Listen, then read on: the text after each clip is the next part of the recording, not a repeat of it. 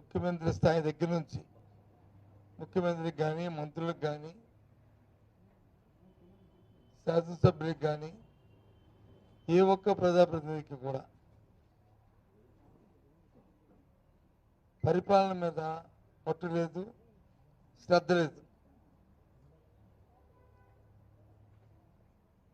ఏ విషయంలో తీసుకున్నా సరే ఏ ఒక్క వర్గానికి కూడా సంతృప్తి లేదు. ఎన్నికల్లో ఇచ్చిన మాటలను కానీ వాగ్దానాలను కానీ మాటలకే తప్ప చేతల్లో ఎక్కడ కనిపించట్లేదు.